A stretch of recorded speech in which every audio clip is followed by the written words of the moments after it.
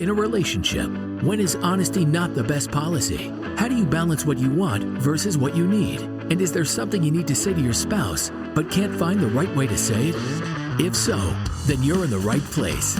This is the Lunch with Sandy podcast. With nearly 20 years of marriage under their belts, Terrence and Sandy Jackson discuss a range of topics, provide valuable insights on relationships, and talk about the conversations married couples need to have. So what does lunch have to do with all of this? Well, it's a metaphor for how these conversations originally started. Speaking of conversations, let's get one going. Here's your hosts, Terrence and Sandy. Welcome to another episode of the Lunch with Sandy podcast, where we discuss different topics and give you perspective from two individuals who have been together for a very, very long time. I'm Terrence. And I'm Sandy. And today we're going to be having a conversation on ways you can get your partner to say yes to any requests that you have. But before we get into that, we're at that point of the episode where we have to find out the answer to that one burning question. And that is, how are you today, Sandy? I'm cold. Well, when you try to save money by having the heat on 59 degrees, 59, you tend to get a little cold. It's been cold down here. But it has not been 59. 59, 60. 69, it's about the same. Hey, listen, I don't know what you're thinking about over there, but it's been a little cold down here. Later. Well, nah. Anyway, I'm a little unprepared for this episode today. Wow, you're slacking. Which doesn't happen often, and it's not so much that I'm unprepared, but I like to start every episode by shining the light on something. And today I was at a loss, partly because I've been doing all the heavy lifting, and I've been debating on passing that over to you. It sounds like a disaster. It does sound like a disaster. So I didn't have anyone who I wanted to. You know what? I'm going to take a step back. I'm going to take a step back. I'm so bright. You didn't see anybody else to shine the light on. I'm going to shine the light on all the employees that work for the state of Rhode Island. Let me explain to you why I'm saying this. So, you got some good news yesterday, right? I'll fill you in. You finally received your citizenship to Portugal. Oh, yes. Right? And so, in order for us to get our citizenship, there's documentation that we actually need to provide. Now, you guys can get that documentation from Rhode Island. I can't. I have to get it from Connecticut. Yeah. So, I reached out to Connecticut today in two ways. One, I talked to Maureen. She has a associate down there who is the director of business services down there, and she reached out to him and told him I had some questions. So she did the soft introduction. I reached out. I explained to him what I needed to have done, and his reply back was, "What's that?" No, his reply back was, "Yeah, I've heard of that. I'm not really sure, or I think this is what you got to do." And that was it. So then I proceeded to actually call the office, and I don't know how this is going to work out. Let's just put it that way. In Rhode Island, the process is pretty straightforward. You know what I mean? The documentation that you have to receive, you can get it authenticated rather easily. The two separate departments kind of work together. In Connecticut, all he can tell me was, I think this is how you do it. And on top of that, when I called, I said, okay, I need to get this document certified, but the document is from one agency and I needed to get it to your agency. And the woman said, oh, I think that if you fill out the form, you can have them send it to us. And I said, okay, I get that. I said, but how do I pay for it? And how do I make sure it gets processed? She says, well, there's a form on the website where you can actually print it out, put your information in and send it. You know what the form is? It is actually a credit card form where you put your credit card information on a piece of paper and then you put it in the mail, which is not something that anyone should be doing. So, as small as Rhode Island is, when it comes to these things, we got that stuff down pat. We use the same agency as far as actually ordering it, which I just found out today. And they will send it if you want to send it to the different agency. But because we're in Rhode Island, we don't have to worry about that. But anyway, shining the light on employees at the state of Rhode Island. Listen, don't be talking smack about them state workers. Some of them do what they're supposed to do. Now, I don't talk smack. I digress now because that was a long-winded shining the light on someone. /vent and session. Actually, now you know what's happening. Now that you turn the heat up, it's getting very hot in here, and I got this hoodie on, so I'm going to have to do something about that. But anyway, because you're all animated now. Yes, the heat might have something to do with it. On to today's special. One of the compromises that you actually make when you get involved with someone else is that the decisions that you make are not always your own. And that's not to say that you don't have input or the ability to make those decisions. Is it now some things that you want, you kind of have to get an affirmative from your partner. Right. It's not necessarily an approval. It's just like, hey, are we going to have issues with each other if I do this? Well, I mean, I That's guess how I see it. I mean, you can look at that. If I went out, first off, here's the thing, and I say this all the time. If I'm serious about something, you never say no. Which is funny because I feel like you always say that no. is true. That is true. I'm not denying that. I'm not denying that. It's not everything, but anyway, because sometimes I have to take the financial portion of it and say, hey, listen, this doesn't make sense at the moment. But anyway, the point that I'm trying to make is sometimes you have to be able to make your case. Mm-hmm. And if you want to get a yes, there are some tactics that you can use to sway, I'm really potentially sway your partner into saying yes. I'm looking forward to this conversation so I can know your game tactics. Yes. I will say this. You have to look at some of the places where I've worked, and over the years, there have been techniques that I have used that have a high success rate when it comes to saying yes. I'm just going to start saying no to everything too. Now, so you can start saying no, but it's not always going to work. So, you ready for this? Yep, I'm ready. Let me tell you one technique. Well, first off, side note, there is one technique that I've used in the past that I don't have notes on, but it just came to me. Do you remember when I bought my first road bike, the conversation that we had before? No. Okay, so here's what I did. Okay. I talked to you. I said, I want to get a road bike. Mm-hmm. And you said, well, how much are they? Then I proceeded to show you one of the most expensive road bikes that there were, knowing full well that wasn't the one that I intended on getting. Mm-hmm. And you saw the price and you was like, oh, Jesus, that's a lot of money. And I said, yeah, well, this one here is only this. And sure enough, that was enough to get you to say yes. Yes to the road bike. Yes. And plus mine.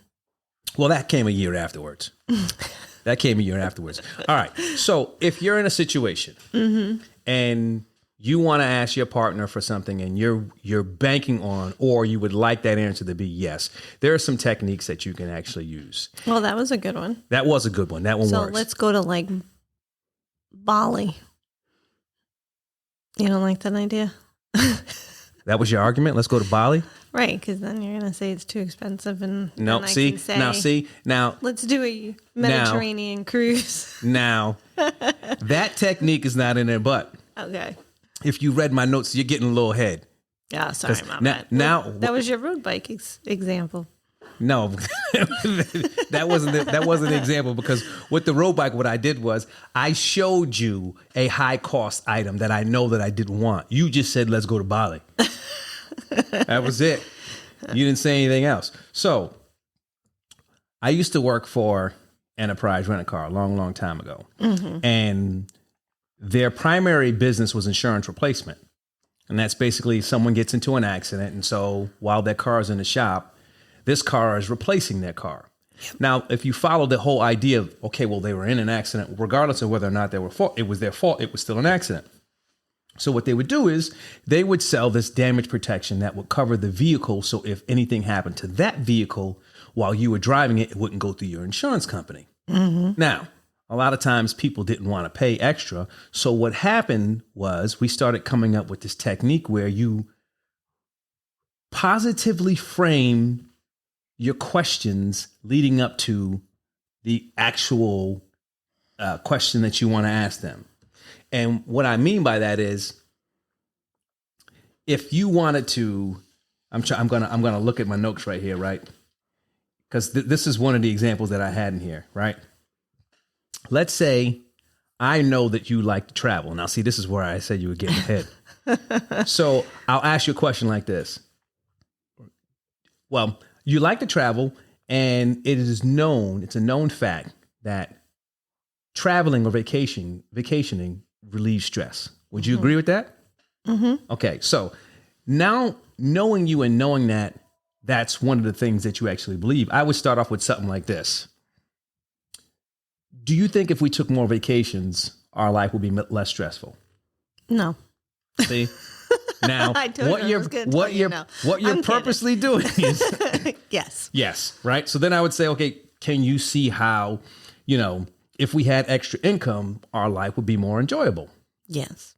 And then I would hit you with, do you think it's a good idea if we begin to investigate ways to generate passive income so we can take advantage of those joys in life that are out there as opportunities? Sure. Boom. You see what I did there? What I did was I asked a series of questions that I knew that there was a high probability of the answer that you were going to give was going to be yes. So the technique, the way it works is it's getting you to say yes, yes, yes, which makes it hard for you to say no. You follow what I'm saying? I do. So from the perspective of your mind, you're thinking yes, yes, yes. Now, that technique doesn't work all the time. It doesn't work all the time. It's not working on me. Well, I mean, I know your tactics. well, I don't even have to get to that one with you. No, you don't. Because my first technique works all the time. So, are there any techniques? Why are you looking at me like that? I don't know. Are there any techniques? Are there any techniques that you use to get someone to answer in the affirmative?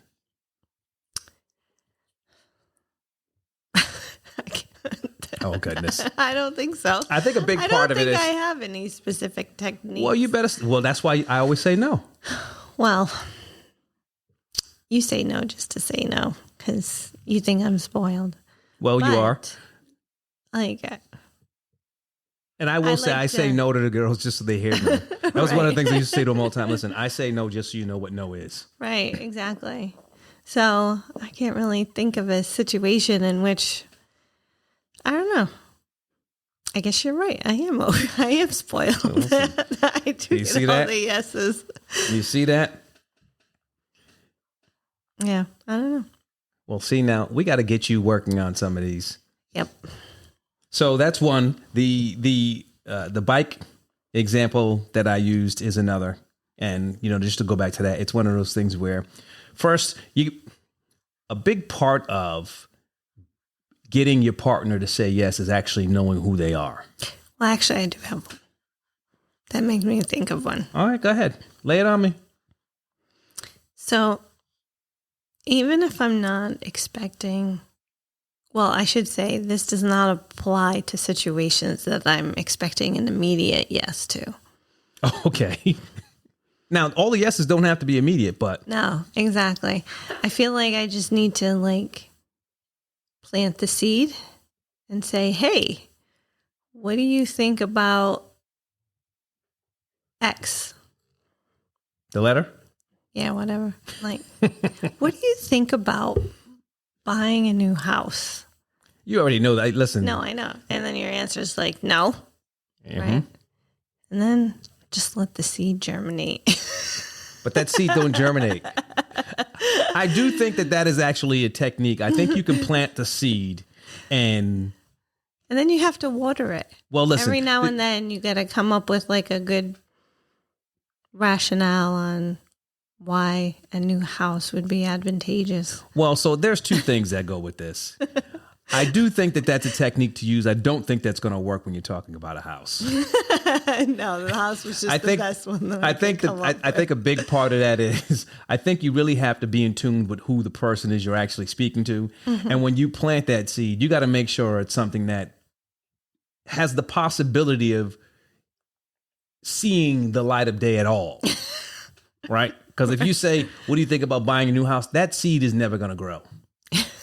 I don't care how much water you give it. With me, that seed is not going to grow. But again, you can drop hints and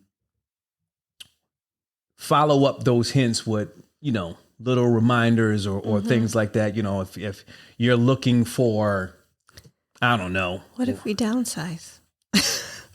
It's not happening. Get off the house. I told you that's not going to see the light. Let's say, for instance, coming up with. I'm going to come up with a situation. Let's say, for instance, Ayla wanted another dog, and the way that not that she would ever get a yes, but the way that she approached it is, she started leaving, I don't know, pictures of puppies, or sending you pictures of puppies on your phone, not saying anything, and then you come home and there's a stuffed animal dog sitting on your bed, and now you're thinking, oh, this picture's cute. This is cute. This is that, and then she takes you to the pet store and she's showing you all these, nice leashes and things like that.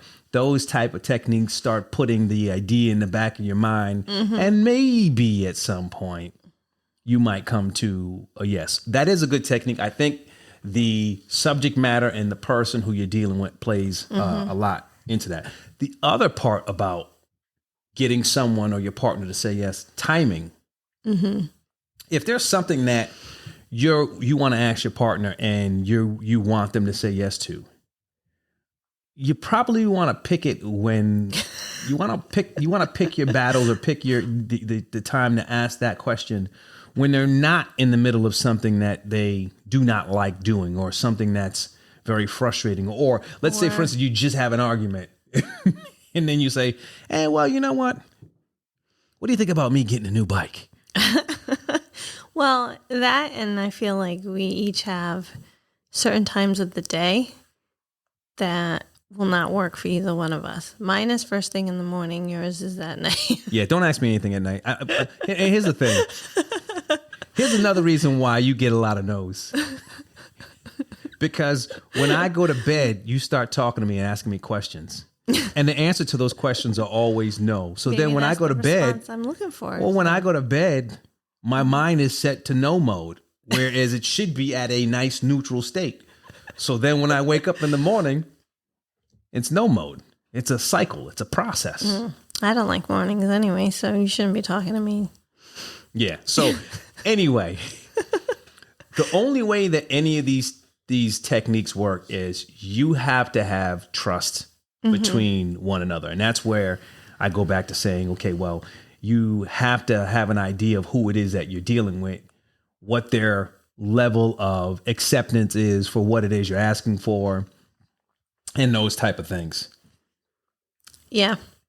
And like you said, the more realistic the question is, the better. If you're asking for unrealistic things, I don't think any technique is going to work. I think all your questions, if you want to have the slightest chance of getting a yes, it has to be based in something that is actually rooted in reality.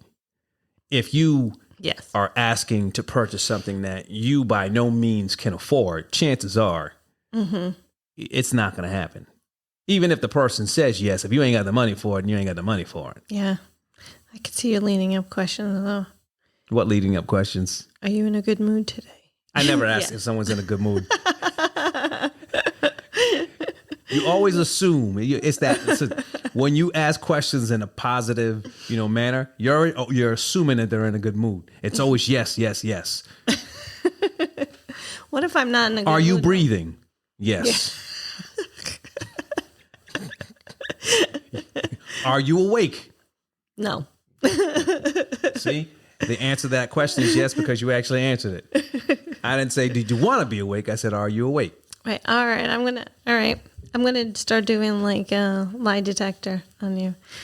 Is your name Terrence? One of many. That's not the lie detector test. Having perspective of what you're asking for and who you're asking is another big thing. In conclusion, there are going to be times in your relationship where you will want something and you will need to get your partner on board. But if you develop trust, if you have good communication skills and you know your partner, the strategies we covered today will help you get that yes that you've been looking for. Now that that's out of the way, let's get to the weekly reflection.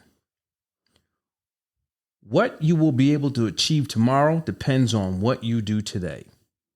Basically, what I'm saying is the choices and actions you take today shape what you can achieve tomorrow. So be sure that whatever it is that you do today, make it count, because your actions today can dictate what you're capable of doing in the future.